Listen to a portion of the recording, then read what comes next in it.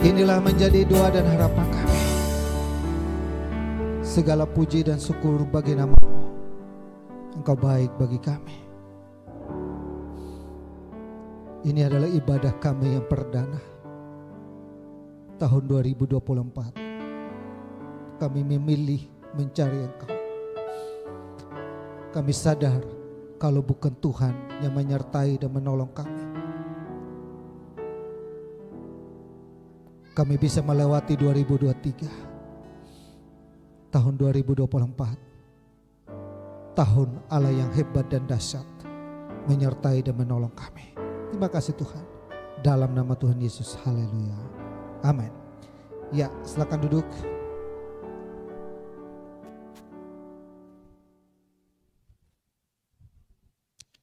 Salam bagi kita semua. Apa kabar? Sehat-sehat selalu. Selamat tahun baru. Tahun betapa hebat kuasanya bagi kita. Amin. Tahun 2023 Allah di pihak kita. Saya hari ini sebenarnya nggak ada kebetulan ya. Masih kita pasang 2023. Sebenarnya saya udah ganti. Percetakannya tadi jam 8.45. Pak, baru jadi. Saya sudah di sini, baru jadi.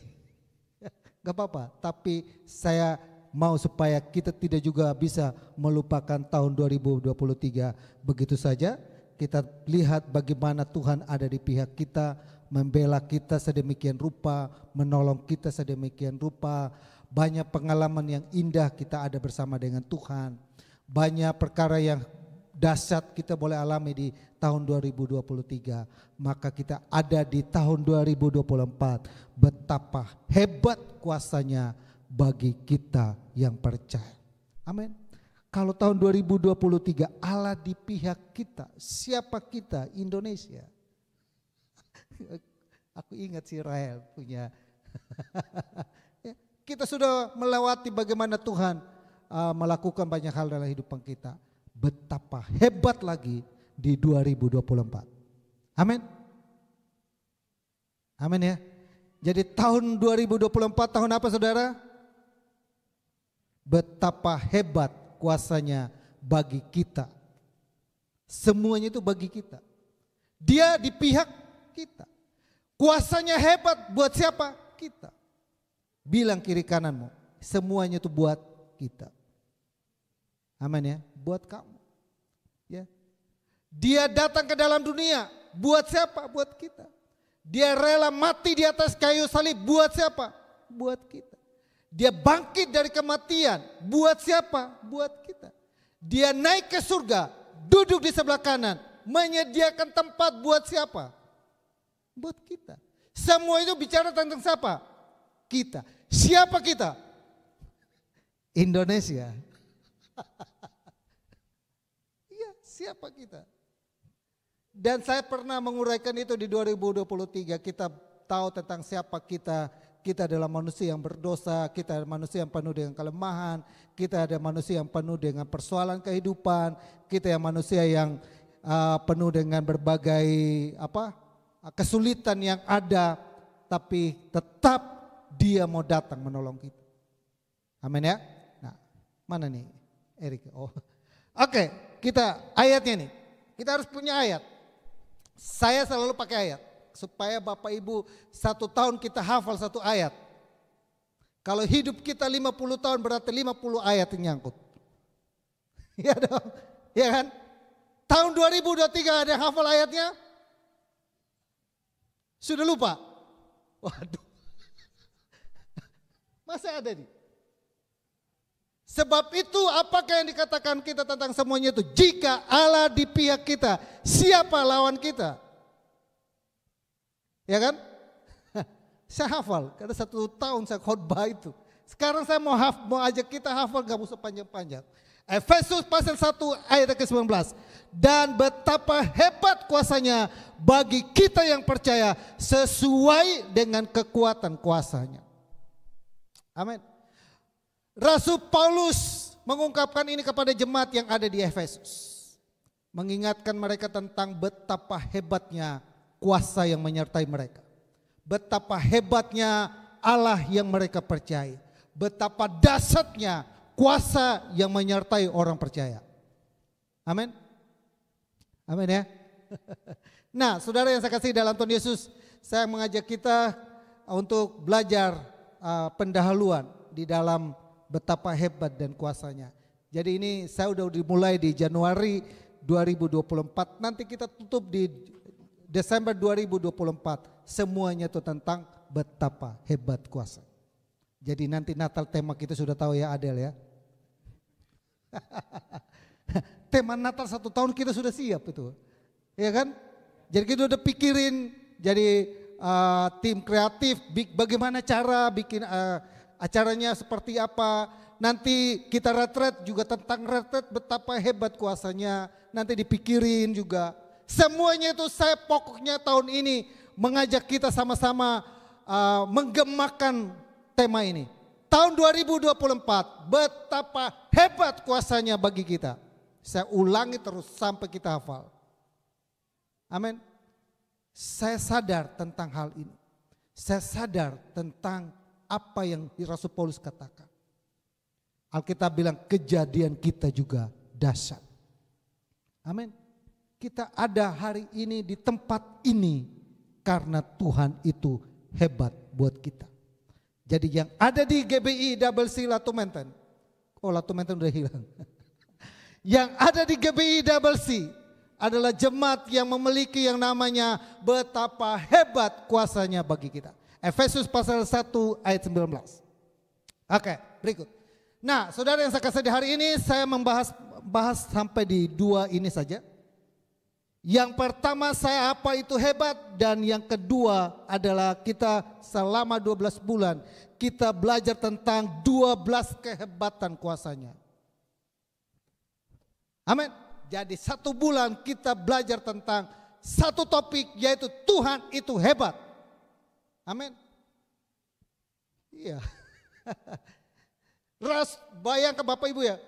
Tuhan itu bilang gini, waktu bangsa Israel itu ngomong bilang, akulah Tuhan Allahmu, aku yang membawa kamu keluar dari tanah Mesir. Itu diulang-ulang.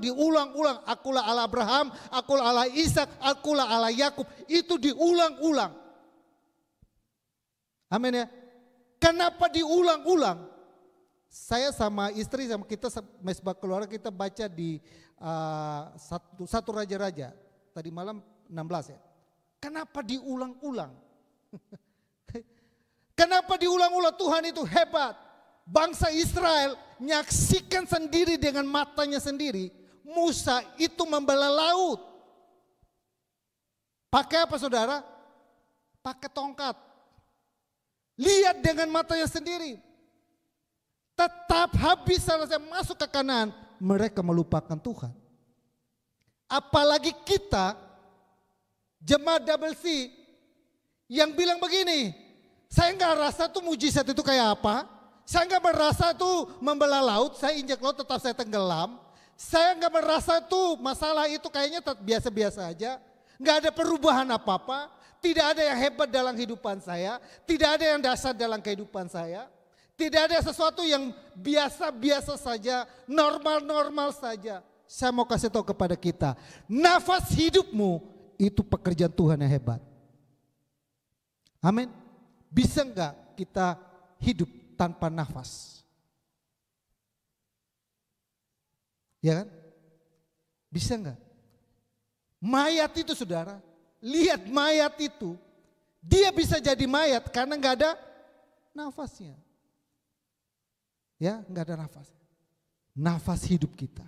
Masuk ke ICU baru tahu berapa harga oksigen yang kau hirup. Kadangkala terhadap sesuatu yang di dalam diri kita, kita kurang bersyukur. Terhadap saraf-saraf kita yang berjalan dengan normal. Terhadap mata kita masih bisa mengeluarkan air mata. Kadangkala kita tidak bersyukur.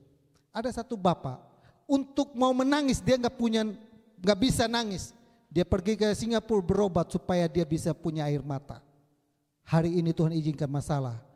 Sampai engkau punya air mata, itu berarti Tuhan itu hebat. Amin. Amin ya. Ada orang teman, Dia sampai ingin punya air mata, dia matanya ini punya air mata, dia nggak bisa. Jadi kita ngajak dia nangis, pergi ke rumah duka, saudara dia nggak bisa nangis. Dia nangis mungkin tapi air matanya nggak ada. Untuk air matamu saja Tuhan yang hebat membentuknya. Apalagi hal yang lain. Sampai Alkitab bilang begini, sehelai rambutmu jatuh, semuanya itu apa Tuhan tahu. Ya, Tuhan tahu. Oke, berikutnya. Yang pertama, apa itu hebat? Nah, Yunani itu kata hebat itu Yunani itu huperbalo. Pakai keren sedikit bahasa Yunani sedikit. Huperbalo itu artinya hebat, melampaui, melimpah, yang melimpah-limpah, yang mengatasi. Tuhan itu hebat. Kenapa? Karena Tuhan itu melampaui kemampuan kita. Tuhan itu hebat kenapa? Karena apa yang dilakukannya berlimpah-limpah dalam kehidupan kita. Tuhan itu hebat kenapa? Karena dia sanggup mengatasi masalah-masalah kehidupan kita. Amin. Dia itu hebat. Dia sanggup mengatasinya. Melangkah di tahun 2024. Tanamkan ini baik-baik dalam kehidupan kita. Dia mengatasi segala persoalan kita. Dia mengatasi pergumulan kita. Yang 2023 belum selesai, pastikan di 2024 beres. Amin. Amin ya. Nah, saudara yang kedua adalah kita bahas tentang yang namanya ini 12 kehebatan kuasanya. Betapa hebat kuasanya. Ada 12 kehebatan Tuhan. Kalau kita baca di Efesus pasal 1 ayat 1 sampai dengan ayat yang 23, kita akan temukan bahkan lebih, tapi saya hanya sampai di 12 karena kita hanya punya 12 bulan. Kalau bulan tahun lalu saya bagi menjadi 3 tiang penopang, nah tahun ini saya ubah menjadi 12 kehebatan Tuhan. Amin. Tiap bulan kita mengalami kehebatan Tuhan. Kehebatan yang pertama apa saudara? Yang pertama, nih saya bikin dulu sampai di 3 dulu, nanti 12 nyusul, nanti waktunya enggak keburu. Jadi saya sampai di bulan Maret dulu. Sampai di bulan Maret. Yang pertama di Efesus pasal 1 ayat 2, Tuhan Yesus Kristus menyertai kamu. Ini adalah satu kekuatan yang kehebatan Tuhan. Yang kedua adalah Efesus pasal 1 ayat 3, Ia mengaruniakan kepada kita segala berkat rohani di surga. Dan yang ketiga Efesus pasal 1 ayat 4, supaya kita, ini pakai PowerPoint atau PowerPoint, supaya kita kudus dan tak bercacat. Oh, berarti saya yang salah. Teks. Ya, jadi ada ketiga. Nah ini sampai di bulan Maret kita 3 dulu. Nanti 3 berikutnya saya bikin lagi 3 lagi. Sudah ada. Cuma saya enggak mau karena saya mau fokus kepada kehebatan yang pertama. Kehebatan yang pertama apa? Apa saudara? Ya. Tuhan Yesus Kristus menyertai kamu. Ini kehebatan. Ya. Ini satu kehebatan yang luar biasa. Perkataan ini disampaikan Tuhan Yesus sebelum dia tinggalkan dunia ini. Ada satu kalimat, next coba ayat, yang diungkapkan kepada murid-muridnya. Yang pertama, dia bilang begini kepada murid-muridnya. Ya, Efesus pasal 1 ayat kedua, kasih karunia dan damai sejahtera dari Allah Bapa kita dan dari Tuhan Yesus Kristus menyertai kamu. Ini dasar ayat. Kasih karunia dan damai sejahtera dari Allah Bapa, dari Allah Bapa kita dan dari Tuhan Yesus Kristus menyertai kita. Kalau dia menyertai kita, maka kita akan mengalami yang namanya damai sejahtera. Amin. Ada toko damai, tapi dia tidak pernah menjual damai. Ada toko damai kan? Ada ya? Pernah ya, toko damai, Pak saya mau beli damai 1 kilo. Kan lagi galau-galau kita kan. Lagi galau nih, bingung nih. Hati saya kayaknya ini lagi gundah gulana nih. Kayaknya ada obat apa ya? Pergi ke toko damai. Nah, toko damainya ada Yesus, ada dalam Yesus. Kalau dia menyertai kita. Amin. Ada damai sejahtera. Maka kalau kita di tahun 2024 ini, kalau kita mau melakukan satu resolusi atau satu apa yang saya mau supaya ada deal bisnis dan lain sebagainya. Apapun itu saudara, apapun yang kita mau kerjakan dalam usaha dan bisnis kita, kalau itu mendatangkan damai sejahtera, pastikan itu datang dari Tuhan. Amin ya. Jadi misalnya kita dagang nih, jualan, yang jualan ya, ada orang yang mungkin mau nipu kita. Hati ini nggak bisa, kalau disertai dengan Tuhan, kita kayaknya gelisah nih. Gue gelisah sama ini orang nih kayaknya. Kayaknya ini mau nipu saya. Kita kan nggak tahu. Ada yang mau nipu kita dan nggak nipu kita nggak tahu, ya kan? Ada orang yang baik-baik dengan kita, tahu-tahu ujung-ujungnya pinjam duit. Habis pinjam duit kita nagih, galakan siapa? Ya kan? Kita galakan siapa coba saya mau tanya? Yang minjam sama yang ini mamanya Rael ini. Kita yang biasa kerja di pasar itu kan gitu ya Bu ya. Galakan siapa saudara? Galakan dia daripada yang minjam. Nah, waktu kita melakukan berbagai kegiatan apapun, di dalamnya kalau ada damai sejahtera, kalau Tuhan sertai ada damai sejahtera, ada sukacita. Ya kan? Sama juga kita pacaran. Anak-anak muda banyak ini. Lihat kalau ini cewek kayaknya mendatangkan sukacita, ini cowok kayaknya mendatangkan sukacita. Kok gue dekat dia kayaknya gue seneng aja gitu kan. Mendatangkan sukacita. 1 tahun, 2 tahun tetap aja sukacita. Kalau udah 1 tahun, 2 tahun belum dilamar-lamar. Nah tetap sukacita. Harus dilamar sekarang. Kasih kepastian supaya dia tetap bersukacita. Saya punya teman 2 pacaran sudah hampir 10 tahun pacaran. 10 tahun pacaran, saya bilang tuh tinggalin sudah kau. Kau sudah tidak dianggap dia lagi, udah gak anggap lagi pacaran kalian. Karena sudah 10 tahun kalian pacaran, tidak ada kepastian. Saya bilang sama ceweknya, lu mesti tegasin sama dia. Pilih aku atau kita putus. Harus. Akhirnya saudara, apa yang saya ngomongin itu benar kejadian. Benar-benar saudara. Cowoknya ketemu baru 3 bulan ketemu, nikah dengan yang 3 bulan. Yang 10 tahun pacaran tinggal. Nah lo bagaimana itu saudara? Gimana itu saudara? Gimana saudara? Habis itu cari Pak Kem.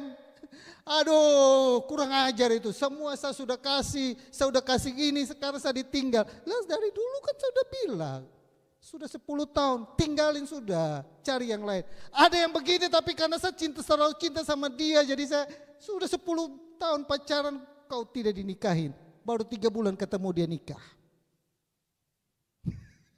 Yang ada di sini segera lamar. Saya buka kelas BPN. Saya mau kasih tahu ya, yang berdiri di sini menyaksikan kepada kalian, kalau Tuhan itu berserta dengan kita, gak usah takut. Saya waktu mau menikah dengan istri, takut gak takut. Baru lulus kalau teologi, baru keluar praktek gak punya pekerjaan. Pergi lamar anak orang. Mama mertua semoga nonton. Sedatang mama mertua, Mi, mau lamar nih Mi. Mau lamar anak mami. Mami nanya, Kem kerjaan apa? Pendeta mami. Ush. Pendeta kan? Pendeta gajinya berapa? Gajinya digaji dengan haleluya, puji Tuhan. Amin mami. Nah kan gaji pendeta gitu. Haleluya, puji Tuhan, amin. Ya pendeta gajinya gitu. Kasih makan anak mami apa Kem? Tenang saja Mi, Tuhan pasti sediakan. Itu gaji pendeta tuh. Tuhan pasti sediakan. Itu gaji pendeta saudara. Gak ada berapa tiap bulan terima berapa, enggak. Tuhan pasti sediakan. Seperti Abraham waktu mempersembahkan Kain, ya kan? Mempersembahkan Ishak. Kain lagi. Waktu mempersembahkan Ishak, ditanya sama Ishak, "Papa, ini kayu sudah ada, ini korek sudah ada, mana ini korbannya?" Tuhan yang sediakan. Amin. Berani enggak kita katakan gitu? Tuhan yang sediakan. Buat yang masih muda, pergi lamar pasanganmu, katakan kepada mertuamu, Tuhan yang menyediakan. Kacau. Kau jangan injak kaki di sini lagi. Amin. Saya mau menyaksikan kepada kita tentang bagaimana kalau Tuhan menyertai. Ya, kita lanjut dulu.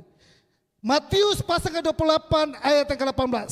Yesus mendekati mereka dan berkata, "Kepadaku telah diberikan segala kuasa di surga dan di bumi." Betapa hebatnya Tuhan itu, kuasanya itu. Kenapa?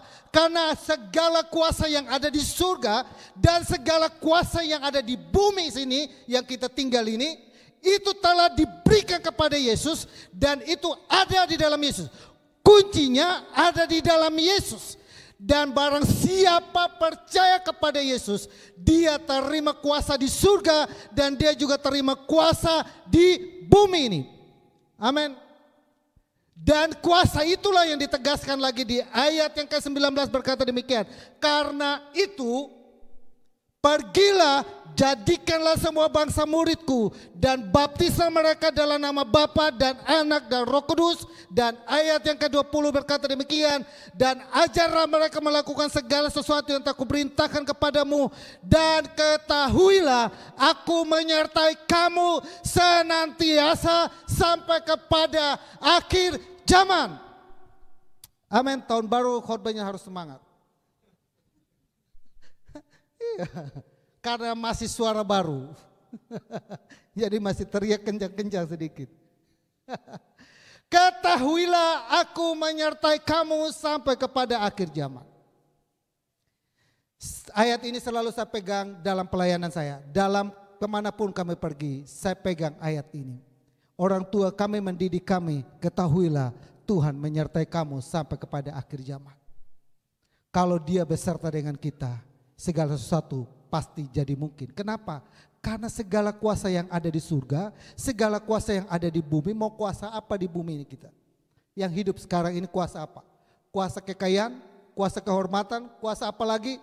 Kuasa memiliki, kuasa apa? Yang penting itu kuasa menikmati. Ya kan? Enak kan kuasa menikmati itu enak daripada kuasa memiliki. Karena kuasa menikmati itu saudara, kita nggak punya mobil, kita bisa nikmati mobil. Ya, itu intermezzo. Nah, bayangkan saudaraku yang saya kasih, ini adalah ungkapan daripada Yesus sebelum dia terangkat ke surga. Kata-kata ini dipesankan kepada murid-muridnya dan murid-muridnya pegang ini kata-kata lalu pergi beritakan Injil. Dan Injil yang mereka beritakan itu yang melahirkan kita yang ada sampai hari ini. Ya. Kita yang hari ini berkumpul di sini sama-sama kita terima Yesus, kita percaya ke Yesus, kita apalagi memberi diri kita, meyakini bahwa Yesus ada Tuhan. Itu karena perkataan yang Tuhan sampaikan kepada murid-muridnya dan mereka melakukan itu. Dan salah satu tokoh yang diutus Tuhan, Rasul yang diutus Tuhan khusus adalah Rasul Paulus, diutus khusus kepada bangsa-bangsa di luar bangsa Yahudi. Di luar bangsa Yahudi, dia utus khusus menjadi Rasul buat dan melewat kehidupannya dia, Injil sampai di Indonesia. Injil bisa sampai di Indonesia. Injil bisa sampai di mana-mana. Nah, berikutnya. Dan Markus pasal yang ke-16 ayat 17. Tanda-tanda ini akan menyertai orang-orang yang percaya. Mereka akan mengusir setan-setan demi namaku. Mereka akan berbicara dalam bahasa-bahasa yang baru bagi mereka. Mereka akan memegang ular dan sekalipun mereka minum racun maut, mereka akan tidak mendapat celaka. Mereka akan meletakkan tangannya atas orang sakit dan orang itu akan sembuh. Amin ya. Dia bukan hanya menyertai murid, kata bilang gini, saya menyertai kamu, tidak. Tapi dia memperlengkapi mereka dengan tanda-tanda yang heran. Jadi makanya saudara, kalau kita berbisnis atau melakukan apapun, minta tanda dari Tuhan. Tuhan, saya mau minta tanda ini. Supaya apa? Kalau benar dia ini baik, ada satu tanda yang kita minta kepada Tuhan. Tuhan pasti berikan itu. Tuhan, kalau memang dia jodohku, apa?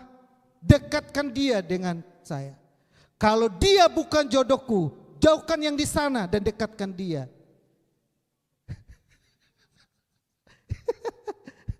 Tandanya apa saudara? Tandanya ada sukacita enggak? Ada damai sejahtera enggak? Jangan lama-lama saudara.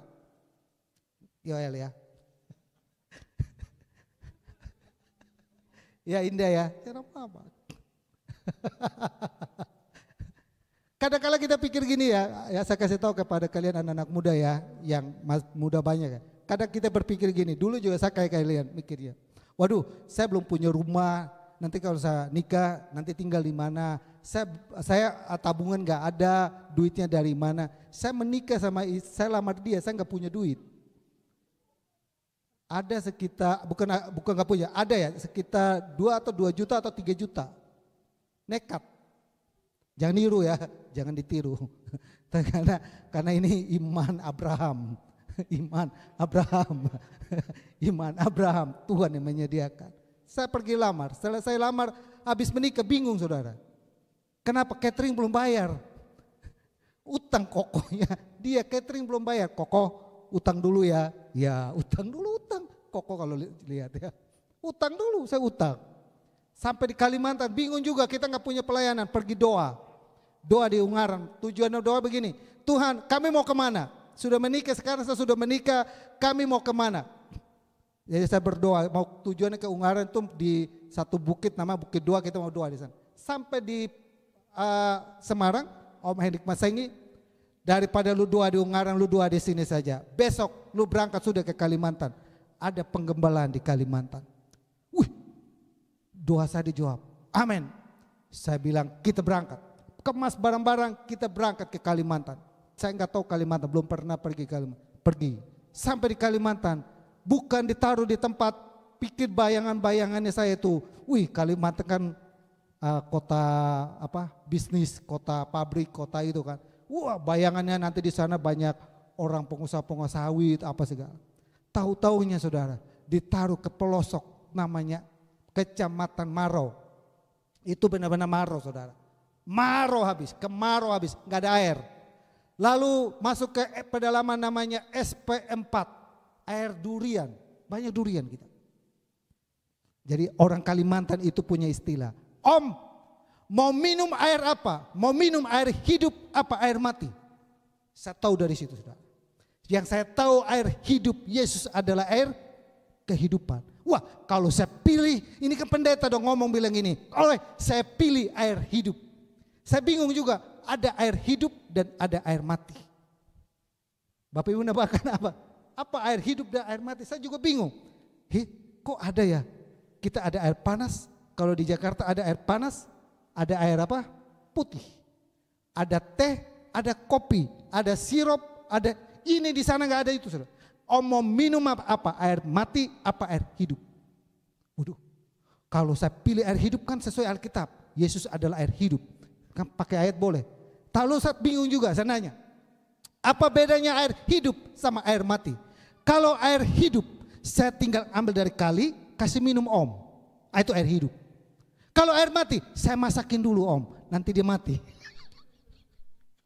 Jadi saya jangan sampai di sana kita bilang begini, mau minum air mati apa air hidup, dia ambil dari itu. Kita pulang dari God dia. Itu air hidup. Sediakan buat kita. Nah, saya bilang oke, saya pilih air hidup. Saudara, air mati. Ya udah dimasakin dulu.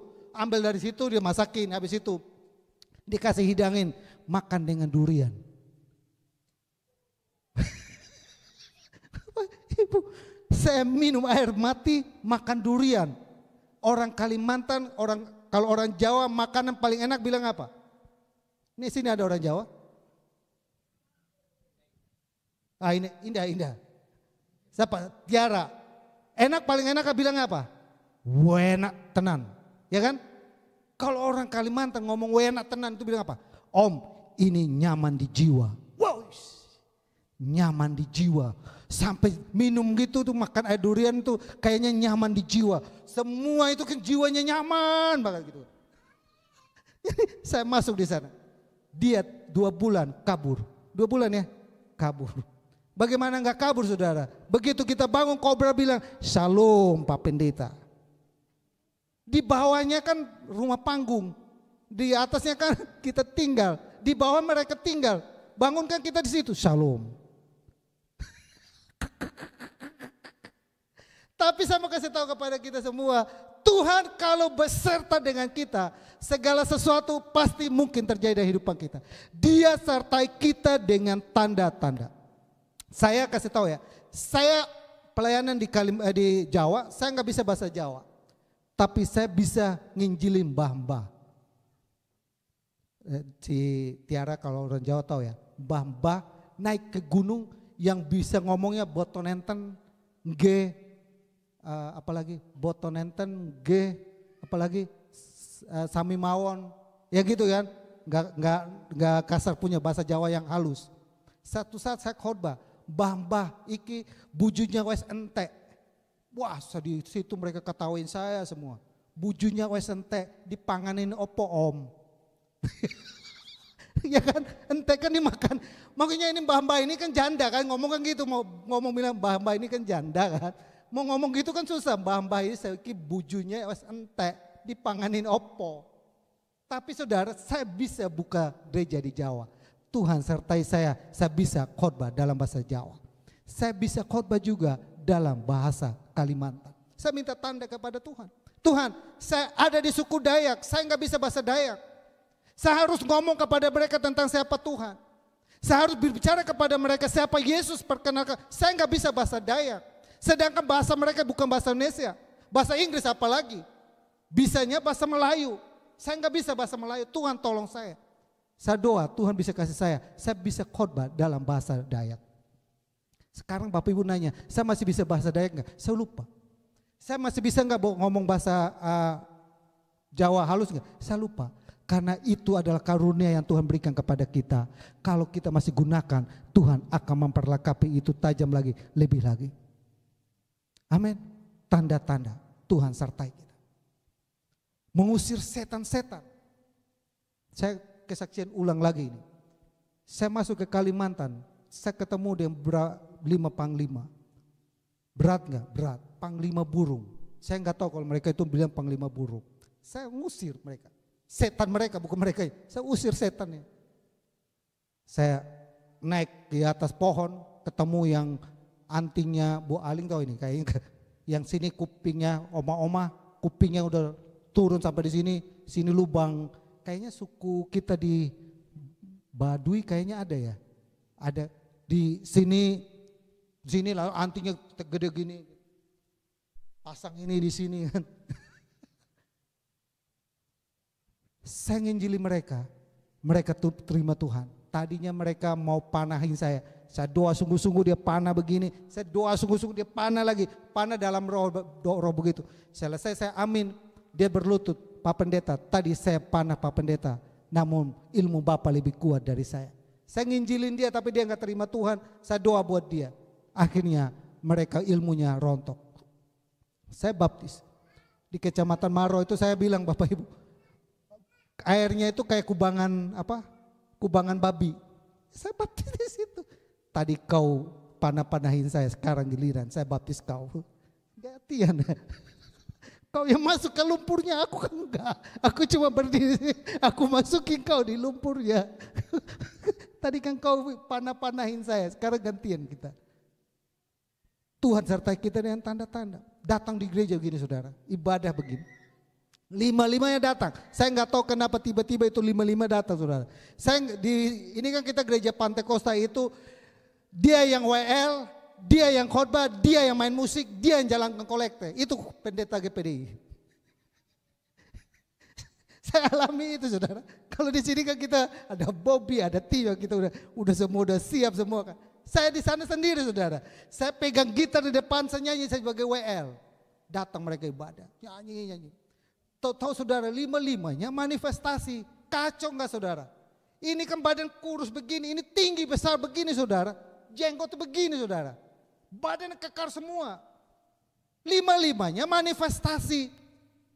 Gerejanya dari panggung. Itu kan bruk.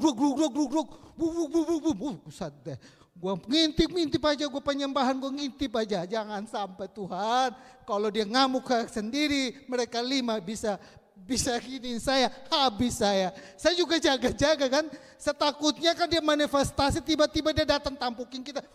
Kan gawat juga kan. Dia manifestasi, kita tutup kepala, kita mata, tiba-tiba jotos kita kan.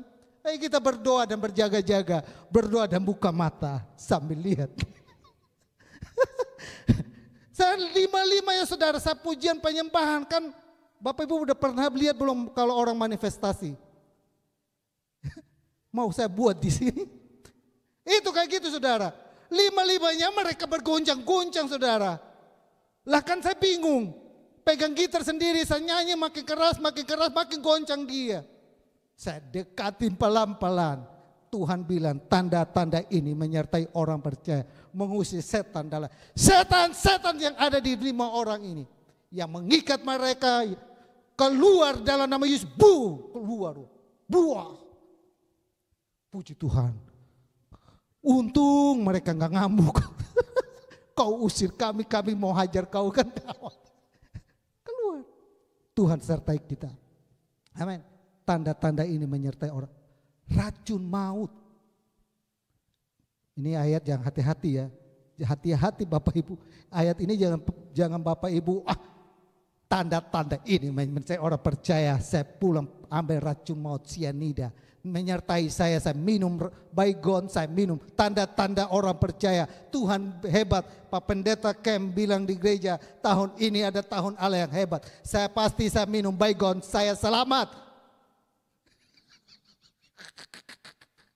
Jangan kayak gitu, jangan uji Tuhan saudara. Itu kalian mencobai Tuhan. Ya, pegang racun maut, pegang ular kobra.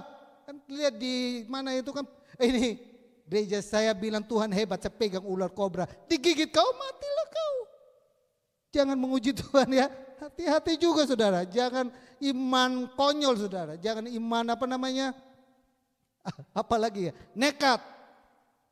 Ya, ini Rasul ini karena ada tanda yang menyertai dan itu sudah Tuhan lakukan. Maka Rasul Paulus pun pegang ular, tidak digigit ular pun tidak mati. Kenapa? Karena Tuhan memang benar-benar sertai. Kita bagaimana ukurnya? Jangan kita menjadi orang yang mati konyol. Amin ya. Itu berikutnya. Yang ke 7 menit lagi. Ya, jadi gini, saya kasih contoh kepada kita bagaimana Tuhan menyertai Musa. Ya, Tuhan menyertai Musa dengan luar biasa. 10 tulah bahkan membelah laut dan bahkan memimpin bangsa Israel sampai berikutnya. Lalu bagaimana Tuhan itu juga menyertai Daud. Apa lagi? Daud singa-singa dia bisa kalah. Banyak singa-singa yang mungkin mau menerkam kita kan nggak tahu. Tapi kalau Tuhan sertai kita, singa-singa itu kita bisa kalahkan. Apalagi di situ dikatakan Daud mengalahkan Goliat. Goliat itu kadang-kala mungkin seperti masalah yang besar, tinggi, kayaknya susah sekali. Kalau Tuhan menyertai Daud, sehingga Daud bisa mengalahkan Goliat. Tuhan pun menyertai kita, mengalahkan gunung-gunung persoalan kita. Berikutnya, dilantik menjadi raja. Daud bisa menjadi raja. Dan berikutnya disebut dengan Daud menciptakan lagu-lagu yang kita nyanyikan sampai hari ini. Dan berikutnya adalah tokoh yang berikut yang disertai adalah siapa? Sadrak, Mesak dan Abednego. Siapa nih? Di sini ada Sadrak, ada Mesak, Abednego di sini ada. Ada orang bilang begini, saya tidak mau pergi ke surga. Saya mau pergi ke neraka. Ini ada pendeta yang bikin. Jangan Bapak Ibu sampai kutip juga ini, gereja ini ngajarin nggak mau ke surga, mau ke neraka. Sama seperti kutip tiba-tiba ada potongan begitu, ini gereja ini ngajarin jemaat yang nggak mau ke surga, tapi mau ke neraka. Ini saya kutipan ya, saya ngomong. Ini satu pendeta kutip begini, saya tidak mau ke surga, saya mau ke neraka. Dia berdasarkan kisah ini. Saya tidak mau ke surga, saya mau ke neraka. Kalau seandainya di surga tidak ada Yesus di sana, maka surga menjadi neraka. Tapi seandainya saya pergi ke neraka, tapi kalau Yesus ada di neraka, neraka bisa ubah jadi surga. Amin ya. Sama. Sadrak, Mesak mereka dimasukkan dalam dapur api. Yang tadinya di Alkitab bilang masuk 3 orang, tapi yang dilihat berapa orang? 4. Yang mata dunia mereka lihat, mungkin yang ada di sekitar kita ya kita sendiri. Tapi yang mata rohani kita lihat, ada Yesus bersama dengan kita. Amin ya. Saya pernah di Solo, teman full gospel. Pak Kem, saya nggak tahu ya. Saya lihat Pak Kem berdiri di mimbar khotbah, saya nggak tahu. Tapi saya tadi lihat Pak Kem ada cahaya menyelubungi Pak Kem. Saya bilang lampu kali, enggak itu bukan lampu Pak Kem. Saya ada lihat sendiri. Kadang-kala kayak gitu sudah. Kita kadang nggak tahu hidup kita sebagai orang Kristen kita nggak tahu apa, tapi kita tahu tidak ada cahaya meliputi kita yang tidak kita bisa lihat. Amin. Sama seperti makanya saya kalau ngusir setan, saya suruh setannya buka mata lihat saya. Gara-gara saya tahu ini barang. Saya tahu bahwa di dalam diri kita sebagai orang percaya itu ada kemuliaan yang menyertai kita, meliputi kita. Jadi kalau usir setan, orang yang kerasukan setan, coba tanya dia, lihat kita. Kalau orang di luar Tuhan saya nggak tahu, tapi di dalam Tuhan. Kalau saya usir setan, saya nggak bilang, jangan tutup matamu, buka matamu, lihat saya. Cukup kasih dia lihat kita. Dia pasti bilang apa? Kepanasan. Silomen. Buka. Saya bilang paksain. Saya pernah di Tanah Sereal. Tengah malam jam 3 panggil saya, usir. Datang dia. Tadinya dia heboh-heboh. Begitu saya datang ditutup mata rapat-rapat. Saya bilang sama waktu itu pembantu, tolong buka, bantu saya pegang mata dia, pelototin saya. Tutup rapat dia kalau buka. Buka matamu, buka, paksa lihat saya. Saya doain, setannya pergi. Amin. Itulah sebabnya tanda-tanda ini menyertai kita.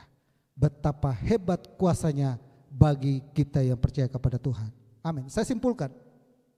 Kesimpulannya, kalau Tuhan menyertai kita, dia pegang atas kendali atas kehidupan kita. Bapak pernah jumpa kata segala kuasa di surga dan di bumi dipegang oleh Tuhan. Kalau yang memegang kuasa di surga dan di bumi itu yang menyertai kita, maka segala pintu pasti dibukakan oleh Tuhan.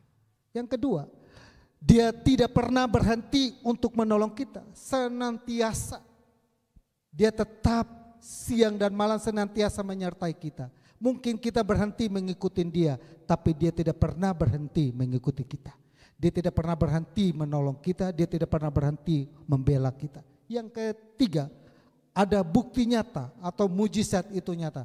Nantikan saja, tanda-tanda ini akan datang dalam hidupmu.